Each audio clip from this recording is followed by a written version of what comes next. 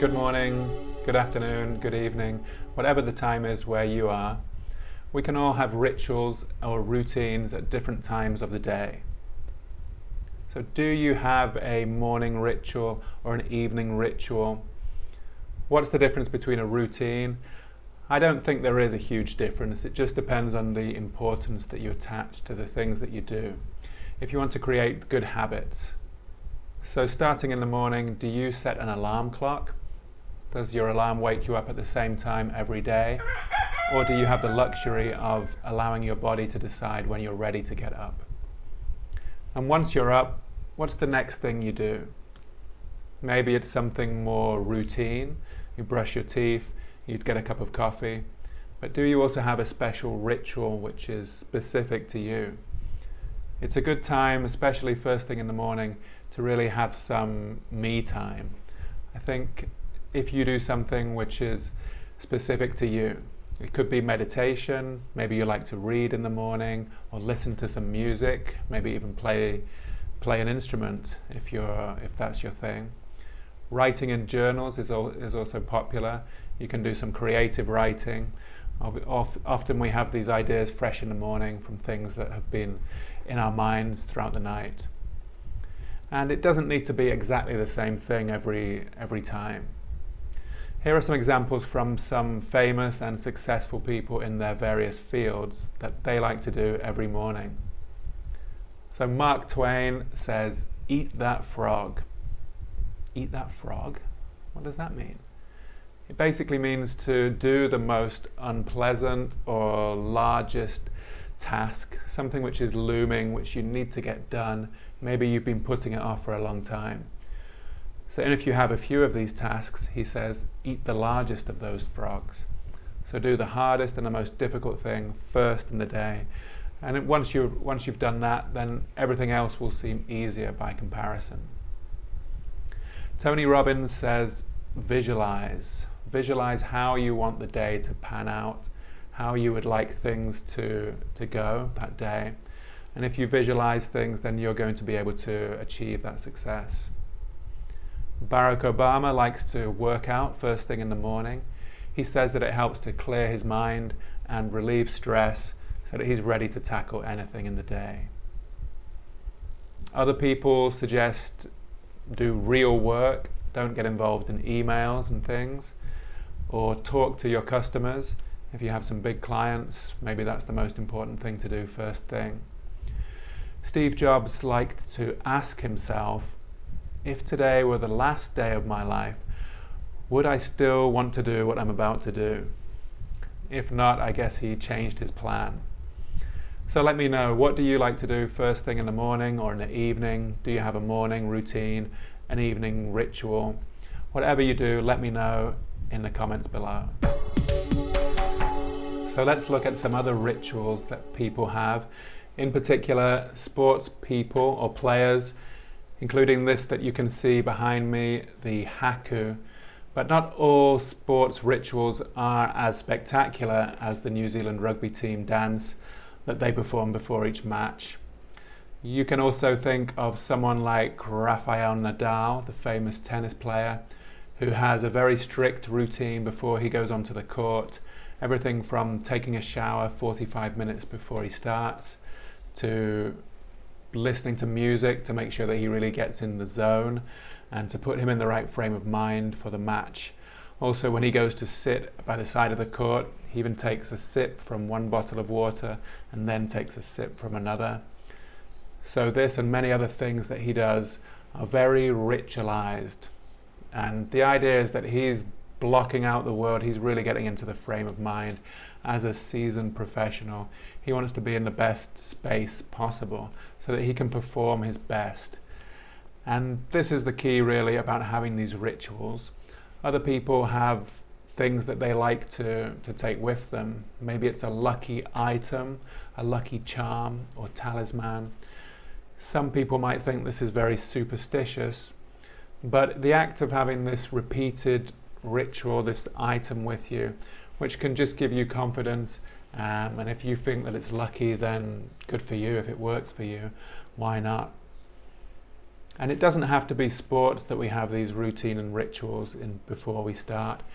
As Stephen Pressfield says in his book, The War of Art, when he sits down to work every day, he gets really in the right frame of mind, and he even says a prayer before he starts to get his mind flowing and to offer up some prayer to the muse to give him inspiration so that he can write and he can create something. And he puts a lot of emphasis on the importance of routine and overcoming resistance. So how can we get rid of old habits and bring in new habits that we want to include in our lives? First of all, it can be difficult just to stop something cold turkey and eliminate it. For example, an addictive habit, perhaps smoking or something similar, which you want to get rid of, but it really fulfills some kind of need deep within you. And that's part of the key point. So it's much easier to replace these old habits with a new empowering habit. And if you can go deep into the needs that you're fulfilling with the habit, then you're going to have a much stronger chance of being successful and getting rid of one old habit that you don't want and bringing in something that you really do want to include in your life. And I recommend definitely reading a book called Making Shit Happen by a friend and mentor of mine called Carl Pate. He really goes deep into the reasons why habit is so important, and if we can master the habits that include our lives, then they're going to work so well for us. But if we can't, then they are going to drive us to ruin. As Nathaniel Eman said, habit is either the best of servants or the worst of masters. So that means, we can build habits, we can put the habits in place that we want to help us. A lot has been said, has been written about this subject. I can't cover it all here, but I think I should say that it's important to start with small habits and build them up. So do something that you want to do. If it's practicing a language, maybe you can give yourself 5 minutes every day and make sure you do at least that and do it every single day. And then you're going to repeat this habit and it's going to become something that you just do naturally. And you'll also find that this 5 minutes will often turn into 10, 15 or longer. So start by building a habit, build small, give yourself a very small and manageable, easy task to complete. And that way you're far less likely to give up. So now, very important part, what habits can help improve your English? Now there are many things you can do, such as in the picture here, speaking, writing, listening, reading. All of these activities, if you're doing them in English, are going to help you. And if you can do them more often, then you're going to improve at a much faster rate. So it's important to build these activities into habits which you do regularly. Even do them daily, even better. And in order to make sure the habits are easier to follow, perhaps try doing them at exactly the same time every day.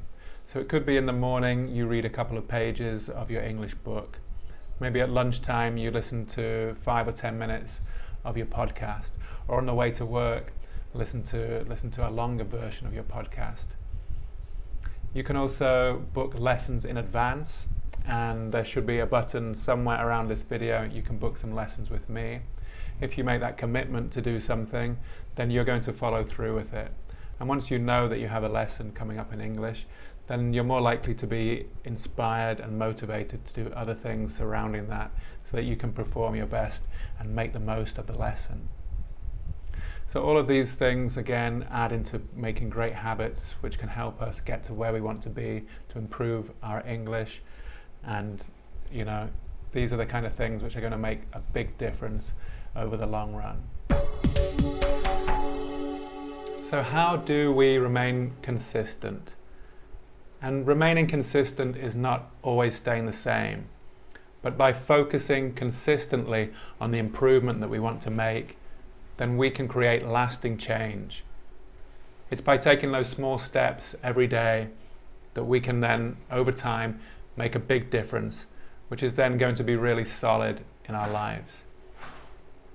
If we are not consistent, then we'll constantly be taking one step forward, two steps back, and never really moving on very far from where we started, and certainly not achieving the things that we really want to be achieving. So it's about showing up regularly and repeatedly, even when we don't feel like it. So by building this momentum, it's like going to the gym. We build up the muscles, and soon doing these exercises becomes much easier, and it becomes second nature. It becomes a habit which is really our servant, serving us in making the improvements that we want, in achieving our goals and reaching our dreams. So thanks for watching another video from Go Interview. I hope you enjoyed it. If you're interested in improving your skills, perhaps you have an interview coming up and you want to prepare, or you just have the idea that you'd like to work in an international company and you want to get yourself the best interview, I'll put a link down below so that you can find out more.